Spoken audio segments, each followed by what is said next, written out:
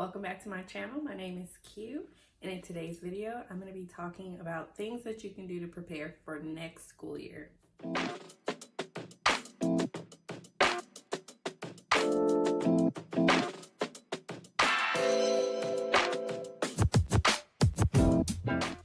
so I got my handy dandy iPad here. So I took some notes and I have about 17 things that I feel you can do, or at least that I've been doing to help me prepare for next year. All right, number one, as soon as you finish the last week of school, last day of school, my tip is to start reflecting. And you probably are already doing this before the school year ends, but basically what I think you should do is ask yourself what didn't work this year, what did work this year, and then choose one area to improve on next year. So like my goal for this next year is to improve my guided reading time. So I've purchased a bundle on Teachers Pay Teachers that has a bunch of decodable readers, because I felt like that was one thing I was missing. Like if I noticed my kids weren't able to read or they were having trouble decoding, I was like, oh, I wish I didn't have to waste my time searching for like resources that have what I'm looking for in there already. So I went ahead and found that resource. I've already bought it and I'm working on getting all that ready for next year. Is to think about your storage. So before I got ready to close up my room after I packed everything up, I started looking around at all the things that I have accumulated. Well, this will be my third year in the classroom next year, and the teacher before me left a lot of material, so I didn't really throw them away because she's still on campus, and I was like, well, hey, she might come back and she may want these things, and I don't want her to think I'm being disrespectful and just threw them away. So I kept those things, but it's been hard for me to organize them because organizing those things takes money, and honestly, I'm not gonna lie to you, I didn't want to spend all my money on like storage. But at this point I have a bunch of gift cards, so I'm gonna start picking that stuff up now. So what I did was I went in and I used like a meter stick to measure all of my cabinets and drawers and all those things, so that whenever I do start shopping for the organization, like the storage pieces or whatever, I already know how big they need to be. So that's one thing you can do to prepare for next school year. All right, the next thing is super simple. I did this while I was sitting on the couch. I actually got sick the week after school ended. And so I just sat there and watched Housewives of everything, because I love all of them. And I organized my Google Drive. So I just went in, and all of the like individual files that were in my drive that weren't in a folder, I went in and I put them into a folder, or if I felt like, oh, this is a copy of a copy of a copy, or if I felt like I wasn't going to use it again or I didn't need it, I deleted it. My school actually gives us 3 terabytes of Google Drive storage, so I'm not struggling there. I only have like 5 gigabytes, so I'm doing good right now. But it does make me feel a lot more productive whenever I can find my resources like really, really fast. So having those things organized will help you next year, especially if you are someone who has a lot of digital files and digital resources, because when it comes to planning, you'll be able to just drag it and drop it. Step number 4, you can create a beginning of the year checklist of things to do when you return. So while I was sitting on the couch, I was getting all these ideas, all these thoughts in my brains of things like, just things I want to do when I get back. And in the years before, I would just be like, okay, I'll just remember that when I go back to school. And guess what? I didn't. Plus, there's so many other things you have to do.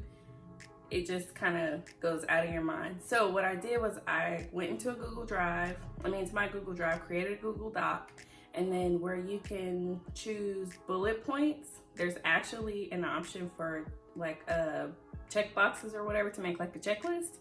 And I just wrote down all the things that I want to do. I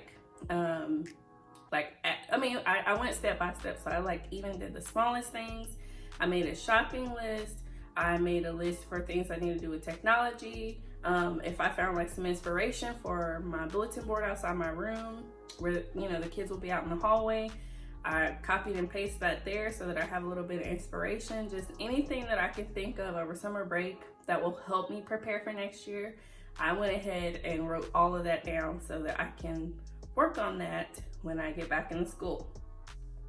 All right, tip number 5, window shop. All right, because I tend to spend a lot of money over summer break. And I guess it's because I'm bored. Like by the time, I think I was bored like the second week of June.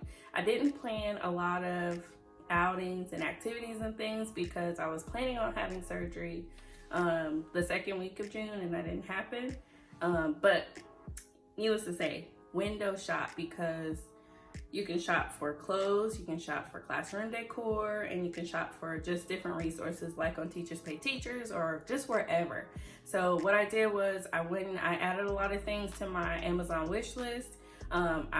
In my notes app on my phone, I added like the links to things that I want to purchase, like clothes and things, because you know it's gonna be hot when we get back in school, and I don't think I can fit all the clothes I had last year at the beginning of the year. So I just window shopped, and I'm saving all those things so that like when the beginning of the school year gets here, I know what I need, I have a list ready, and I don't have to question or think back or try to remember all that. Tip number 6, work out and focus on good eating habits. All right, so I know not everybody, but I know most people that I know and my coworkers, we all struggle throughout the year to have good eating habits because number 1, you're super stressed, you have so much going on.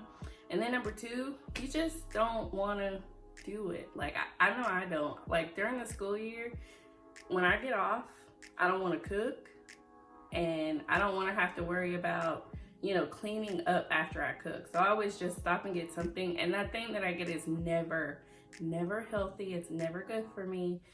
So whenever summer gets here, I always try to make it a point to eat healthy, work out, do whatever I have to do. Like right now I'm on keto because keto helps me burn fat really fast, but also kind of limit what I can eat because I'm really bad at eating carbs all stinking day. So yeah, just work out and focus on good eating habits. And that will help you when you're window shopping, because then if you can fit those clothes in your closet like I can't, then you won't have to shop for more clothes.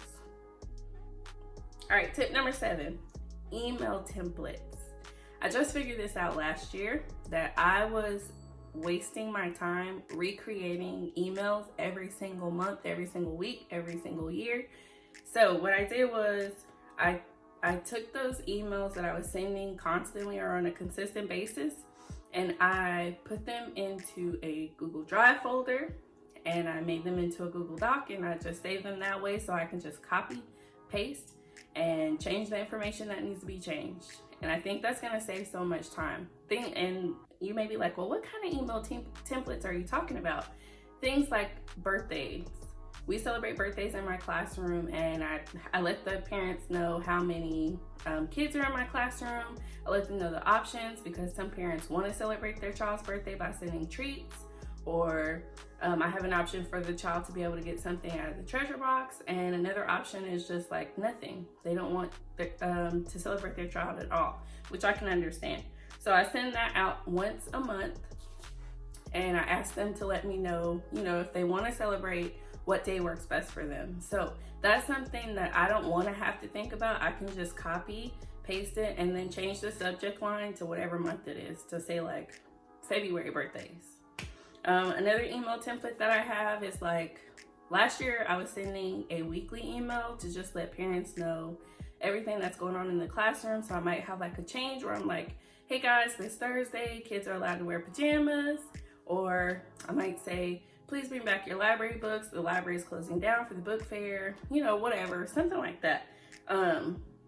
So I made a weekly email template, which I don't even know if I'm going to use weekly emails this year, but I created a weekly email template that way I can just fill in those spaces, and I don't have to try to think like, oh, what do I normally put in here? Like, what's something else I shared? How do I close this? How do I start it? So yeah, I created a template for that so that it's easy for me when I get ready to send the email. Number 8, unpopular opinion.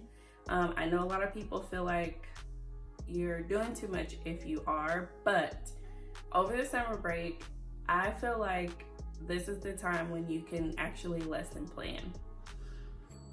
Because again, I was on the couch for about a week watching Real Housewives of whatever, and just lesson planning. I told my team lead that I want to take over math this year because I really love math, and I'm not really a big fan of writing. I think I've mentioned that before. But what I'm doing is I am taking everything that we've used before, because our curriculum hasn't changed the past 2 years, and I'm putting it all in one area. And I'll try to show you guys what that looks like, because I think it's really going to help us, because planning takes forever. Because what we've been doing in the past is we've had to go back to last year's drive. We have to find the plan, and we have our plans listed by weeks. So if I'm on week 10 this year, last year it might have been on week 9 or week 11 or week 8 or whatever. And so I have to dig through all of those slides, all of those lesson plans, and try to figure out where we were doing it, and then get the Google Slides stuff that we were putting in there. It's just too much. So what I did was I put all the modules, because there's modules in our math curriculum. So what I did was I took all of the module information, like the pictures, the actual pages that we're using, all the digital content that we're using, I put them on a Google Slides. So like module 1 to 12, all the way down, all those slides. And then I made a Google Doc, and I did the same type of thing. I made like a chart, which again, I'll show you. I don't know why I'm explaining all this.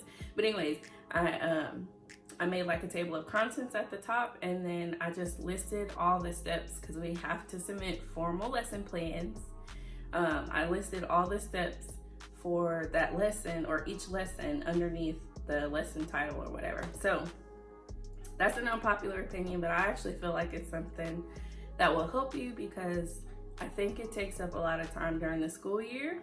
And if you can go ahead and have it ready, then I think you'll already be ahead of the game, and you'll have a little less stress. Tip number 9 goes right along with tip number 8, and that is to create a pacing guide. So for the math lessons, we are given a like a scope and sequence. So they tell us, like, you have to start this module on this date, and then you have to end on this date with the module exam, and maybe you get a couple flex days in between. So what I did was try to list the lessons out, so then that I know, I'm going to do this lesson on this day, and if I follow that, everything should work according to plan, and I'll finish that module on this date. So I think that would really help, because if you're just kind of going with the flow, you're like, oh, lesson 1, lesson 2, lesson 3, just aimlessly planning, if you're gonna look up and find out that you're falling behind, or you're going too fast or something like that. So create a pacing guide so that you're not, like, you're planning according to whatever the district is providing for you. Tip number 10, make sure that you sign up for your professional development meetings. But over summer, that's when they have the bulk of our meetings. So schedule your professional development meetings so that when school starts, you don't have to miss days. I don't know about y'all, I do not like missing school for any reason unless I have to. And I remember this past year, I got pulled out 1 or 2 days for new teacher training, because my first year, I was in the middle of COVID, and they had everything virtual, and they pulled us my second year because I could actually go into another campus and do like a walkthrough. But anyways, if you go ahead and schedule all your professional development during the summer, you won't have to worry about scheduling it throughout the year and making sub plans, because that's not cute at all. All right, step number 11, organize your classroom library. And y'all saw me doing that a little bit last year, and honestly, that really did save me a lot of stress throughout the year to have that done, because if a student pulled a book out of the library and it got lost, or it dropped out of their book shopping bag or whatever, if I looked at the sticker, I could ask my classroom librarian, that was a job, I could ask them to go and put it back in the bin. And it was a really simple system. So shout out to Pocketful of Primary for that. It's been amazing, thank you. But when I get back, I'm gonna have to add some more books and probably get some more bins, because some of my bins are not big enough to hold the books that I have, which also may mean that I have too many books. So we're gonna see how that goes when I get back there.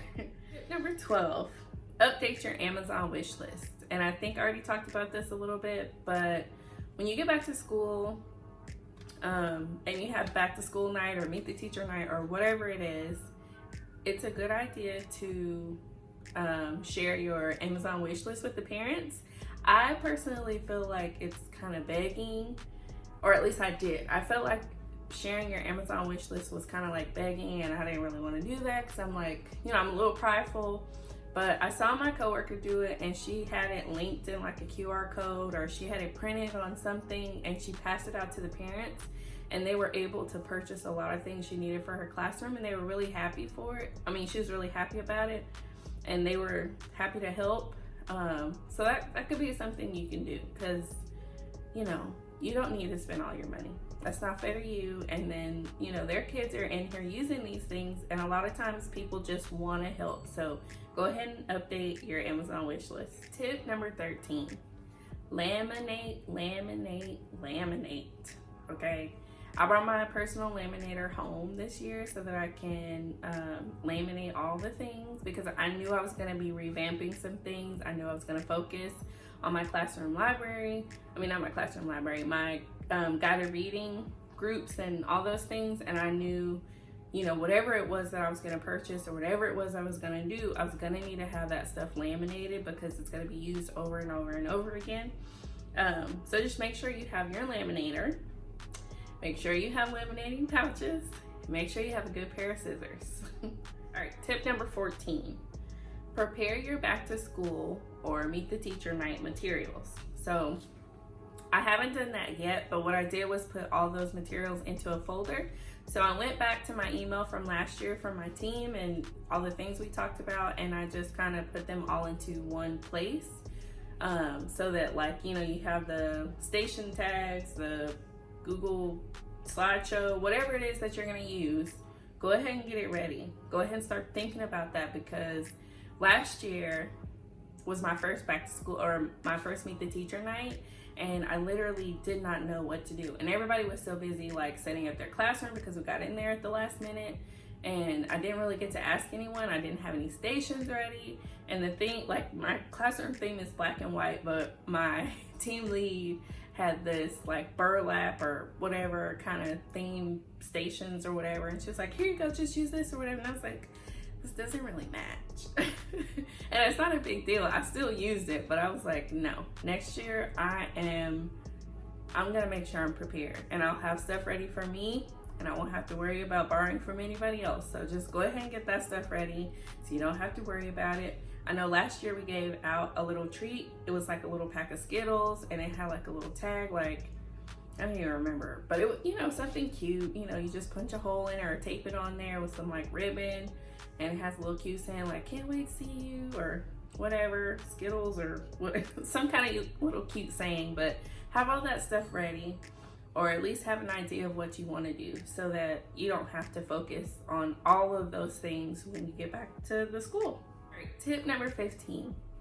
You can already kind of think about the way that you want to communicate with your parents or families before the school year starts. So my first year, I used email and I used Remind. Remind is one of those apps that's like a group. It's like a group. It's something that kind of pushes out notifications to people, so you can send out a link or a code or whatever through the app, and families can log into your classroom, and then you can push out notifications. So I would send oh, tomorrow's a house day, don't forget to have your students wear their house shirts, or something like that, oh, the buses are running slow today, just make sure you look out for that, or anything like that. But I wasn't consistently using both of them, so I was I would use email sometimes, and then sometimes I would use Remind. But the big problem became parents would text me they were texting my phone, and they thought I was going to be answering the Remind messages as if they were, text messages. But I had to kind of let them know, y'all, I'm in the middle of teaching, and I don't have time to look down at my phone every 5 seconds. And I get it, little Johnny left his jacket at home, but I'm not looking at my phone right now. So yeah, that was one thing my first year. I realized that really soon, but I couldn't pull it away because, you know, once you introduce something to families or the kids or whatever, you better be ready to keep it going. Otherwise, you're gonna have a lot of pushback. So my second year, I just used email, and that worked fine. I created this little system in my brain. I was like, look, you're gonna answer emails at 7 o'clock when you get to work, no earlier than 7. And then you're gonna stop answering emails or responding to emails at 4 p.m. Now, I wouldn't respond, but I would still look. But you've got to create a system that works for you. How are you going to communicate with parents? Are you going to use Class Dojo? Are you going to use some kind of notification app? Are you going to just go through email? Are you going to share things through like a s'more or, you know, class website? Or like, how are you going to communicate? Are you going to create an Instagram page? If so, make sure you get like a was it like a photo disclosure or something like that. Just make sure you have all that stuff ready before you start, so when the parents and families come to meet the teacher night or back to school night, you have it all ready to go. All right, and my last tip of things that you can do to prepare for the new school year is to create a music playlist. All right, now if you play music in your classroom, this can be helpful for you, but even if not and you've never done it and you want to, this is helpful too. I created a Spotify playlist of like Kids Bop songs and Disney songs on, you know, Spotify, and I use it on my phone, and I just plug it up to like the little it's like an adapter for the iPhone, so it just goes in the overhead or whatever, and I play it while the kids are working. So it just depends on what I play. But that's like a Fun Friday type of thing, or like stations, not stations, but like fun stations or free time kind of thing. But whenever I have my kids working on like writing or things that I want them to really focus on and not have the music to distract them, I go to YouTube and I play this Disney Jazz Cafe playlist. It's about, I don't know, maybe 20 minutes, and there's 2 versions. The kids love it. It plays songs like the Aristocrats, I mean, just all kind of Disney instrumentals, and they're in the jazz format, but there's no words because it's instrumental, and in some cases, some of the kids don't even know what they're listening to, so it's perfect. But it also cuts out on that like dead noise, because I can't work when it's super quiet. I can hear every single thing. Like right now it's quiet in the house and I can hear my AC like kind of just, and it's bothering me. So that could work in the classroom too, especially for kids who need a little extra noise. But just be careful when you do that, because some kids can't work with noise. So you'll have to find something that works for everyone. So I use the music with words, and that's easily identified whenever we're having fun time. Whenever it's okay for the kids to be loud, I put that on. Whenever the kids need to work and they might need a little motivation, so they might be dancing, my kids are always like, you know, while they're writing or whatever, that's when I put on the music with no words.